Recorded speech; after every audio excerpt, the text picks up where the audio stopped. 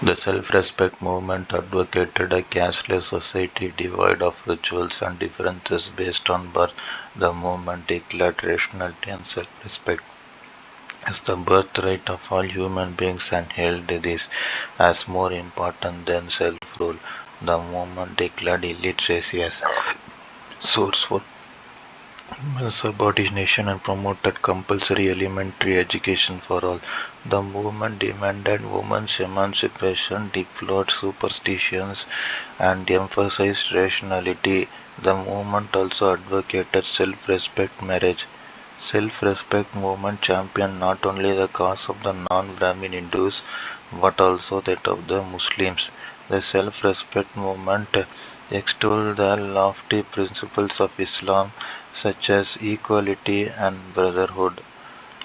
Periyar E. V. Ramasamy was the founder of the self-respect movement. He was the son of a wealthy businessman in Erode, Venkatappa and Chinnathayamal.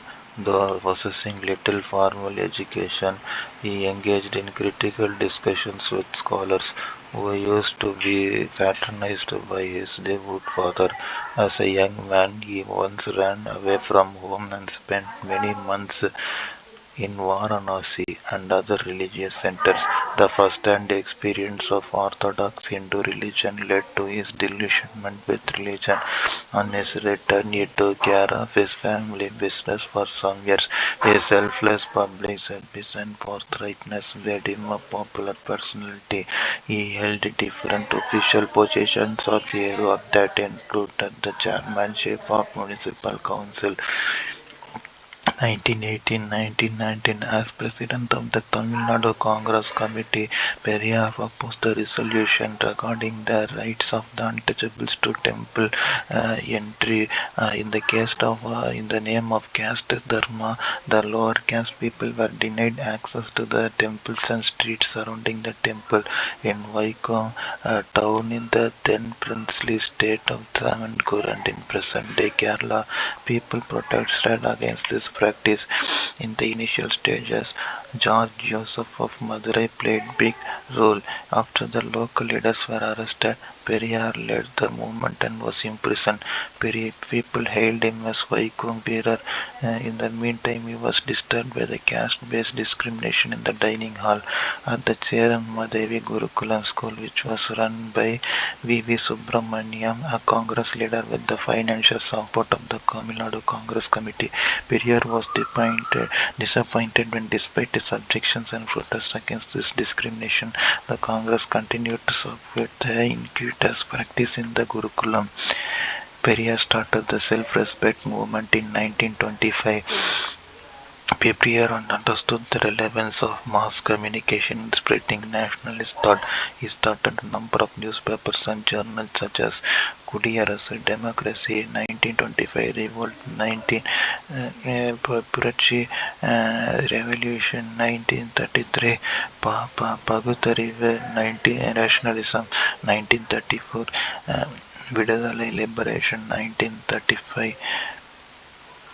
Arasu was the official newspaper of the self-respect movement. Usually, Periyar wrote a column and expressed his opinion on social issues. In each of its issues, he frequently wrote under the columns under the pseudonym of Chitra Putran.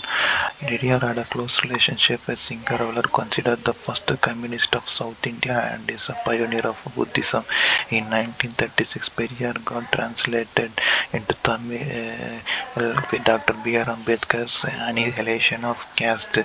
After it was written, he also supported Ambedkar's demand for separate electorates for scheduled castes.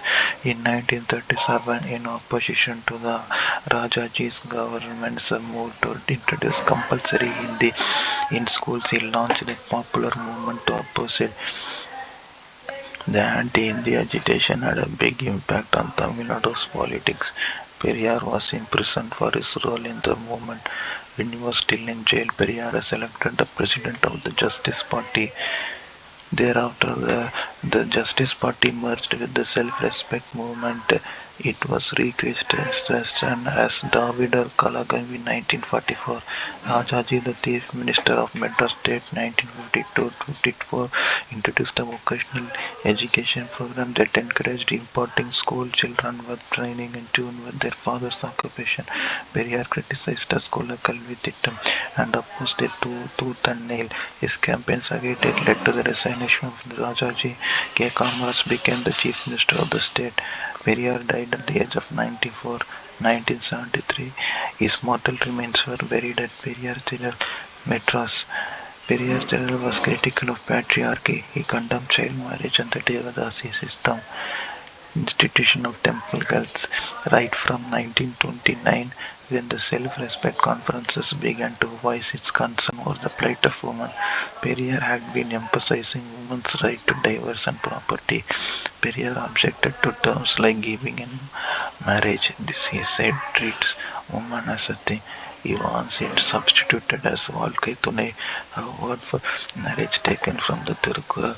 Periyar's most important work on this subject is why the woman is enslaved. Periyar believed that property rights for women would provide them with social status and protection. In 1989, government of Tamil Nadu fulfilled the dream of radical reformers by introduction of the Hindu Succession Tamil Nadu Amendment Act of 1989, which ensured the equal rights to ancestral property for women in inheritance. This act became a trendsetter and led to similar legislation at the national level. Rattai Srinivasan, 1859 to 45, was born in 1859 at Kanchipuram. He sought for social justice, equality, civil rights for the marginalized in the caste order.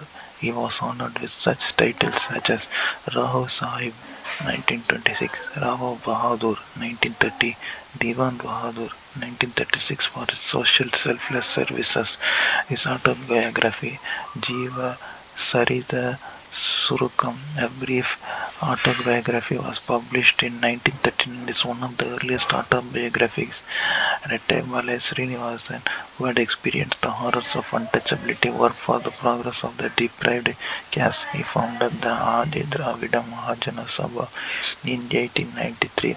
He served as president of the Scheduled Caste Federation and the Madras Provincial Depressed Caste Federation.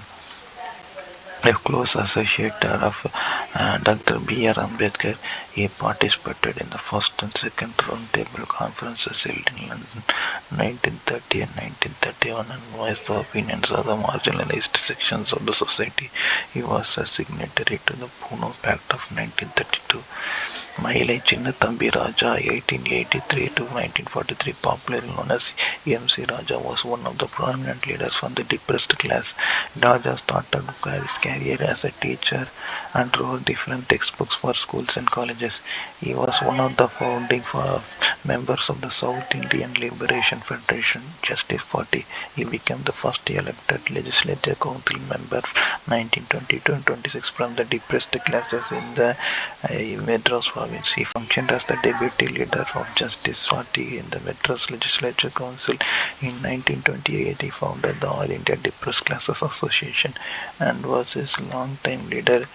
First World War provided stimulus to industrial growth in India. These industries had a number of catering to war time needs, had employed a huge number of workers. At the end of the war, there were retrenchments across the industries as the war requirements receded, combined with high prices. This gave a momentum to the labor movement. B.P. Vadaya, Singaravela, through Kalyanasundram, others initiated the formation of labor unions in the Madras Presidency. In 1918, India's first organized labor trade union, the Madras Labor Union, was formed.